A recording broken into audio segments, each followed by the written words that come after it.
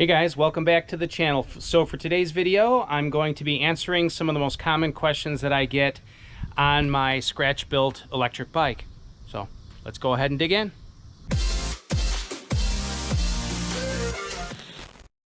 All right, so today, as I mentioned, I am discussing my scratch-built electric bike. This is a very high-end electric bicycle that I built several years back. I've already done very thorough videos on this bike, but I get a couple of real common questions that I answer all the time, and when people see it, so I wanted to go ahead and answer those questions in video format. I've also gotten these questions in the comments section of the videos that I've run on this bike. Very quick once over. 12 cell series lithium polymer battery, 24 amp hours.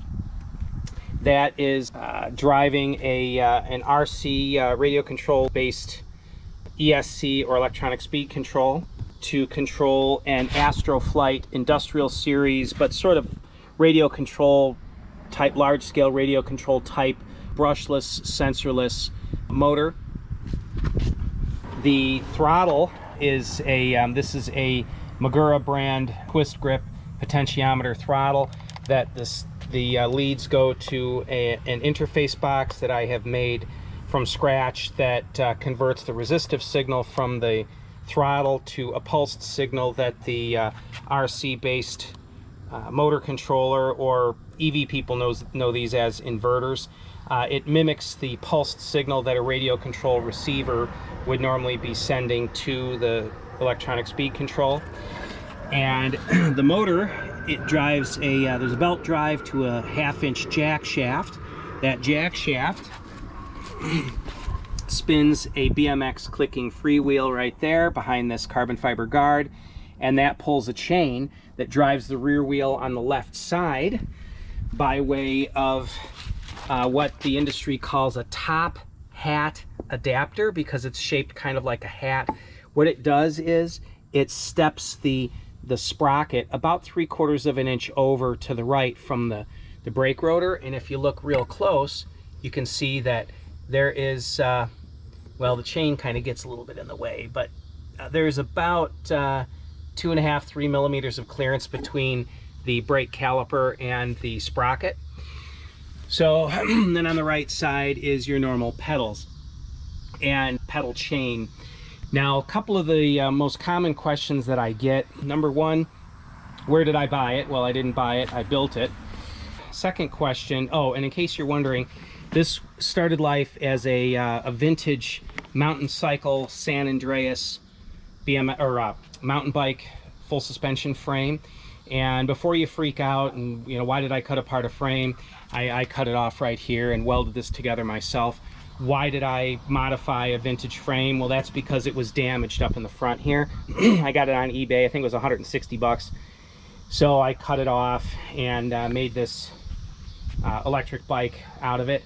You can see the width of the top, sort of the top tube there, which has the batteries in it. No, my feet do not hit this. The crank spindle is extended in length. I got that from a company online called sickbikeparts.com. So the next question that I get when I tell people I built it, they ask, how much do I have invested in it? Well, the simple answer to that is a lot. If I had to shoot from the hip and guess, I would say between the frame, the batteries, the motor, this CNC machined aluminum assembly that is that the motor is housed in, that is my own drive system.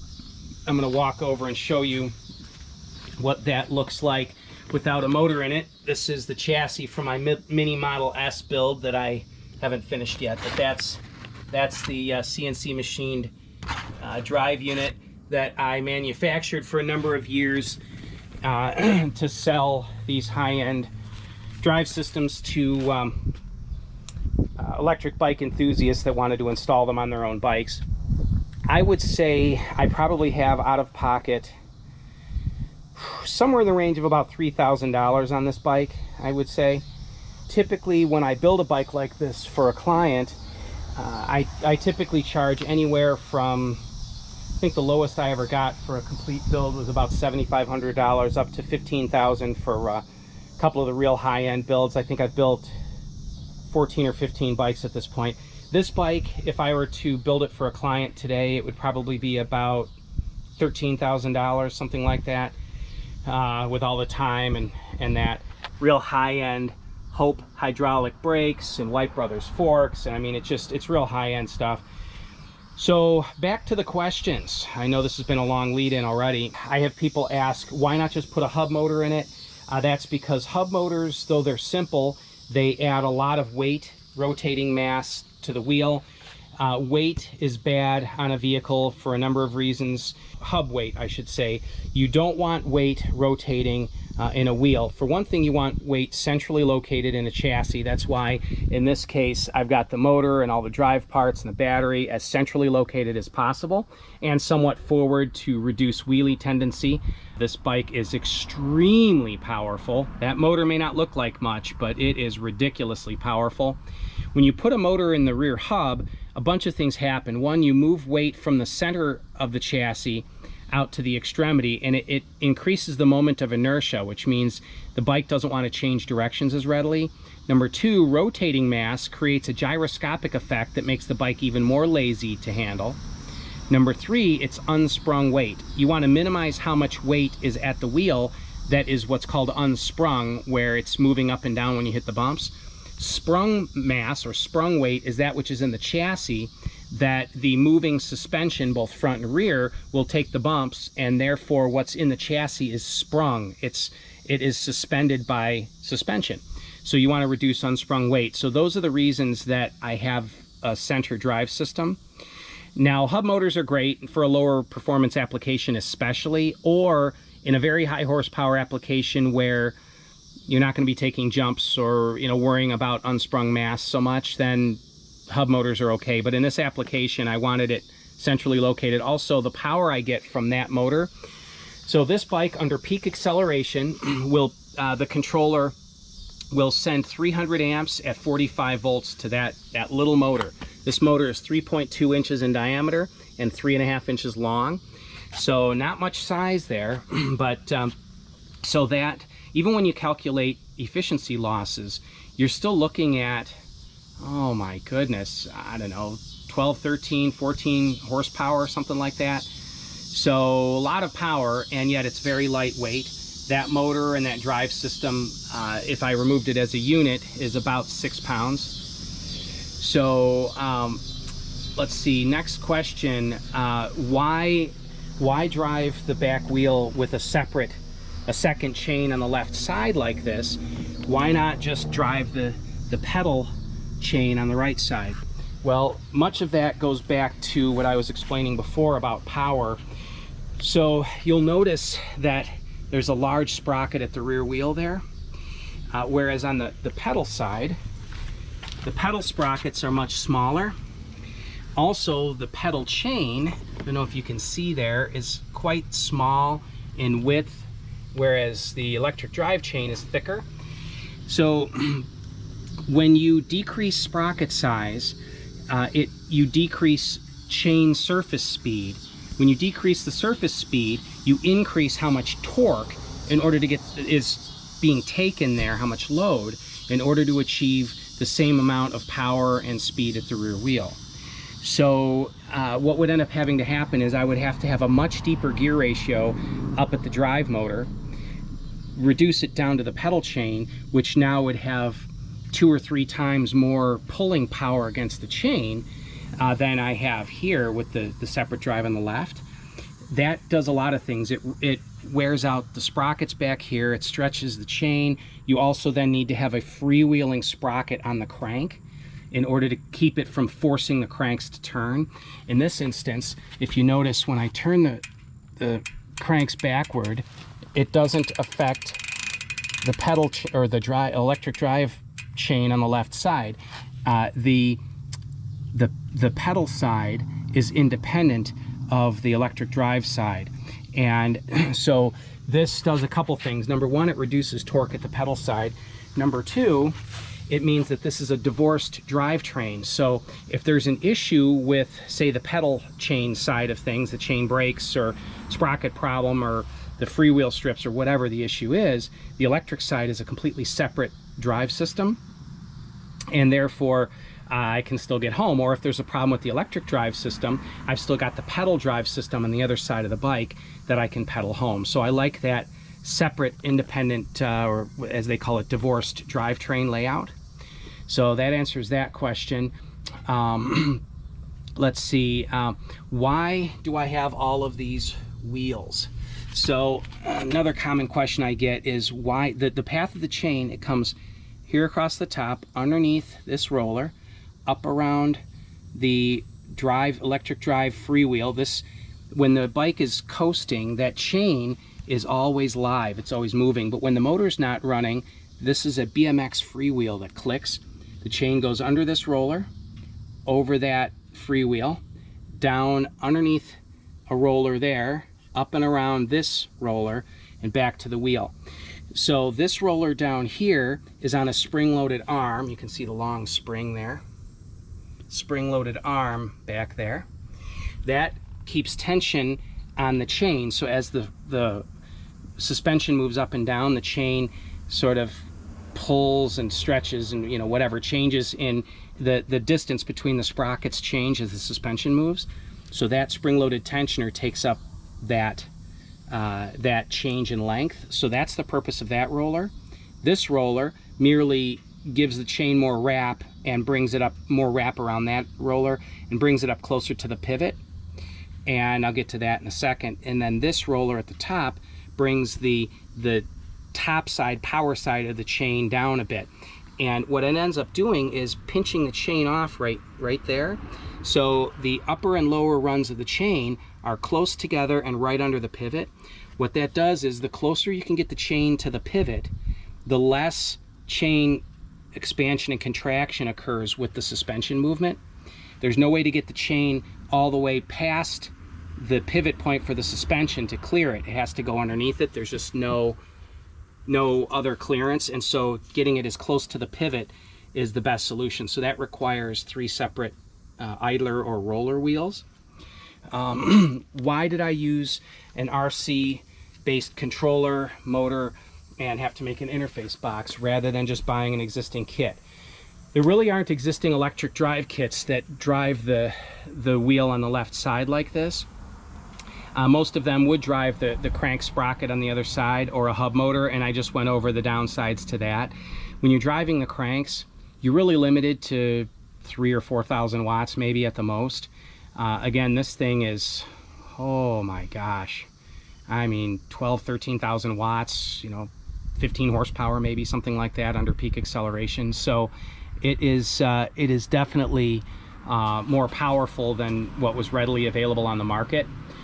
Let's see, what else? How fast is it? It is currently geared to go 32 miles per hour in the middle of the charge. It runs about 34 or 35 miles per hour hot off the charger, but it settles into about 32 top speed throughout the ride. That speed though, I mean, it's all based on gearing.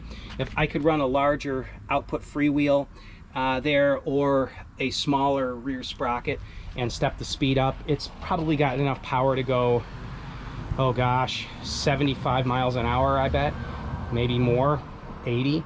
But that's just insane. There's no reason for that. Bicycle components won't really handle that kind of speed anyway. As it is, I'm using downhill racing components, suspension forks and shock and brakes, and the frame has been reinforced to try to make bicycle components survive what's essentially light motorcycle power. I have it geared for that 32 to 34 miles per hour top speed, primarily because that's what I feel comfortable riding at. You get up closer to 40 and it just feels sketchy. The geometry of the bike, the wheelbase, the fork head tube angle, that kind of thing is set for this speed. The brakes can handle it just fine. The chassis can handle it without flexing. This seems to be ideal, and it's fast enough to get me where I want to go rapidly, but geared low enough that I have tons of wheelie snapping power. So I can be going, say, 25 miles per hour, and if I'm a little bit too liberal on the throttle there, it'll snap wheelie.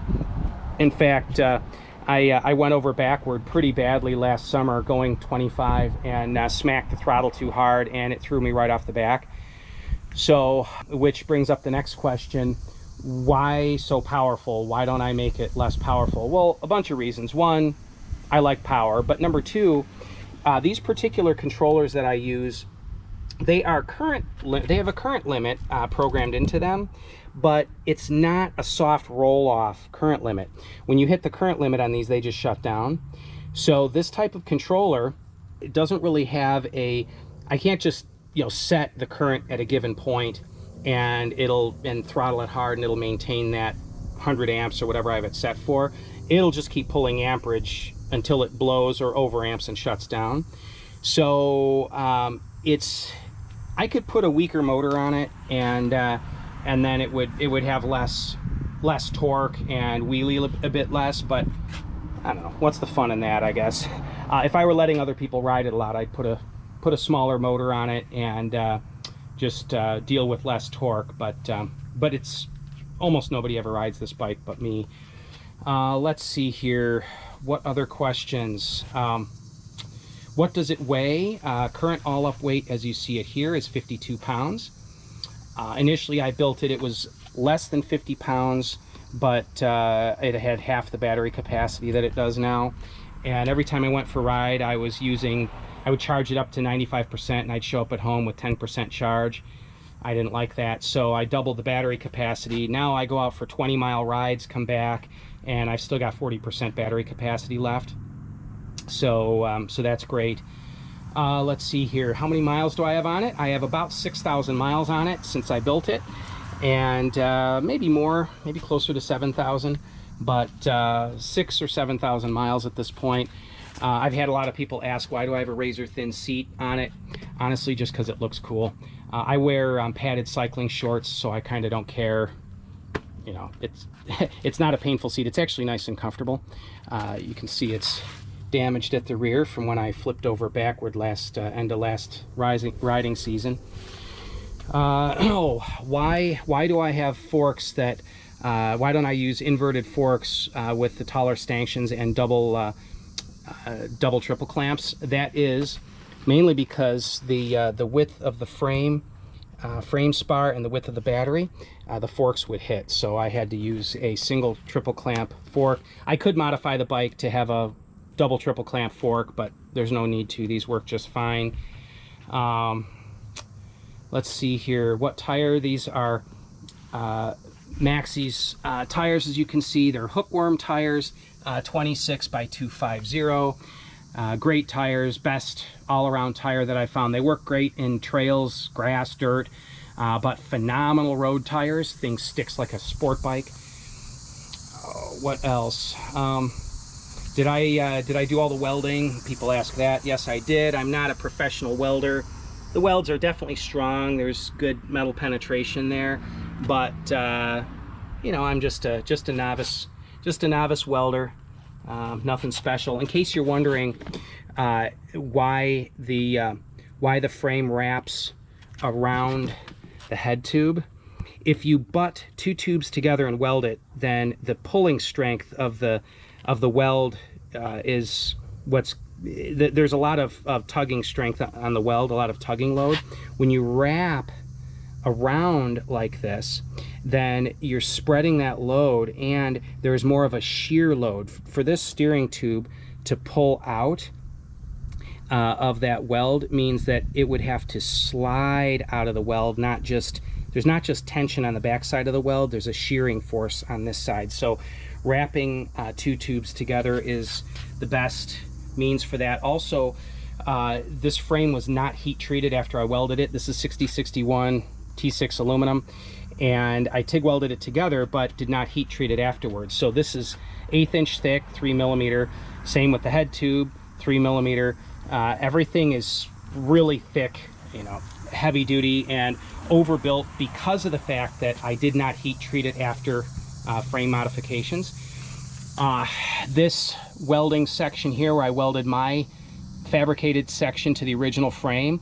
There's additional bracing under here. These are 1/4 inch thick 6mm plates that attach to the original frame section and to my new frame here. So it's really overbuilt. It's a double spar frame.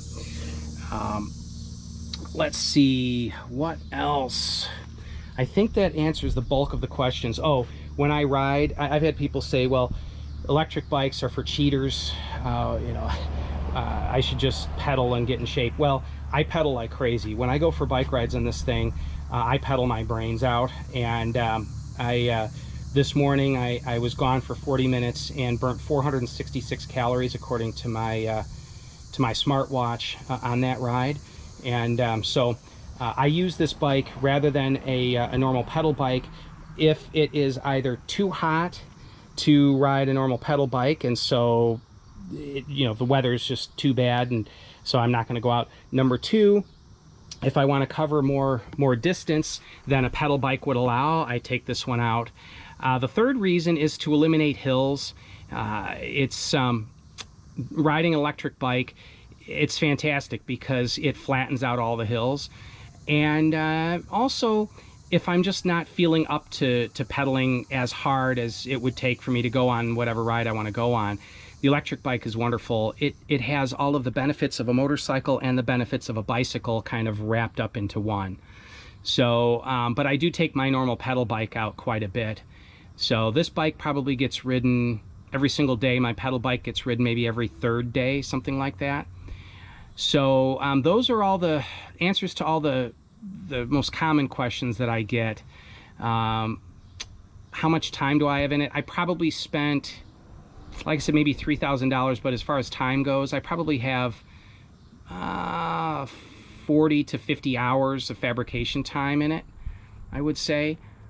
The batteries are lithium polymer chemistry. There's no onboard BMS. What I do is every season I take the side panels off to get to the balance tap leads, and I manually balance the cells, but they never go out of balance. But I check them at the beginning of each season. I ride the bike down to no lower than 20%, and I charge it to no higher than 85% typically with this battery layout, and the battery cells just always stay in balance, but I do check them periodically.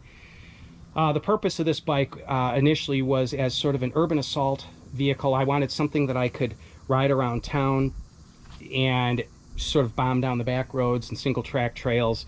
I wanted something fast and powerful but still light and bicycle-like. I didn't want something so heavy that it couldn't be pedaled. And a couple times I've had some minor little issues. I ran the battery down too low once and had a controller go bad one time where I had to pedal it home, and it wasn't as easy to pedal as a regular bike, but it wasn't bad. It wasn't bad to pedal home. So I think those are all the questions, answers to all the questions that I normally get on this bike. If you guys have any questions about it, feel free to leave them in the comments section below. I'm more than happy to answer whatever questions I can. So thanks, guys. I think that's it for me for today. And yeah, go ahead and leave any questions in the comments section below. And as always, stay charged. Thanks, guys. Bye-bye now.